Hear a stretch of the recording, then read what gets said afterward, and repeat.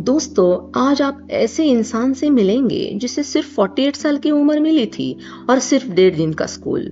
महाराष्ट्र के मांग नामक पिछड़ी जाति में जन्मे मनुवादी और जाति वर्ण व्यवस्था के अमानवीय परंपरा ने उन्हें पढ़ने से रोका था।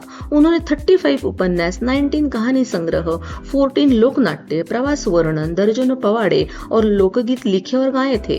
आज भी इनका साहित्य विदेशों में समता और भाईचारा का प्रेरणा स्रोत है। उनकी किताबें अनेक भारतीय और 27 परदेशी भाषाओं में अनुवादित हुई। उनके गीतों ने भारत के शोषित और वंचित को आवाज दी, समता और न्याय के आंदोलनों को जन्म दिया। इस महान इंसान का नाम है लोकशाहीर अण्णाभाऊ साठे। फकीर की मशहूर फिल्म उनके फकीरा उपन्यास पर ही आधारित है, जिसे महाराष्ट्र शासन का उत्कृष्ट कादंबरी का पुरस्कार मिला था। उनके अनेक किताबों पर फिल्में बनी। जब तक गरीब को सम्मान के साथ रोटी और हक नहीं मिलता, तब तक आजादी अधूरी है। इसीलिए यह आजादी झूठी है, देश की जनता भूखी है, वह आजादी के बाद भी कहते रहे। यह नारा वंचितों की आवाज बना। वह कहते थे, पृथ्वी शेषनाग के फन पर नहीं, मजदूरों की हथेलियों पर टिकी है। सेकेंड वर्ल्ड वॉर के समय स्टालिनग्राड की ऐतिहासिक लड़ाई पर उन्होंने पवाड़े लिखा, जो रशियन लोगों को बहुत पसंद आया। उन्होंने 1961 में रशिया के मंच पर छत्रपति शिवाजी महाराज पर लिखा अपना पवाड़ा सुनाया, तो रूस के राष्ट्रपति खुद उन्हें सम्मानित करने मंच पर आए थे। शिवाजी महाराज को रशिया से जोड़ने वाले पहले इंसान यही तो थे, जिनका पुतला मॉस्को में बड़ी सम्मान के साथ खड़ा है।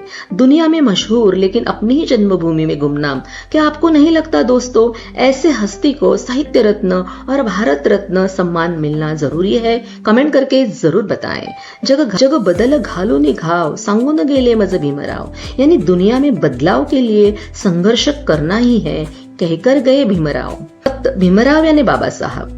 पत्थर की तरह गूंगे नहीं, हथौड़ा बनकर अपने हक के लिए संघर्ष करो। इस संदेश को अपनी जिंदगी का मिशन बनाया और कलम को हथियार। उन्होंने फूले शाहू अंबेडकर और छत्रपति शिवाजी के विचारों को भारत के हर वंचित शोषित वर्गों तक पहुंचाया। मनुवादी वर्ण जाति व्यवस्था के अमानवीय परंपरा को खत्म करना उनके साहित्य का केंद्र बिंदु था।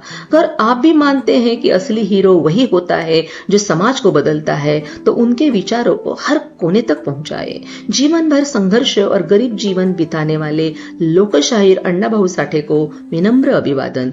साहित्य रत्न अण्णाभाऊ का जन्म 1 अगस्त 1920 को हुआ और गरीब, वंचित और दयनीय हाल में 18 जुलाई 1969 को उनकी मृत्यु हो गई।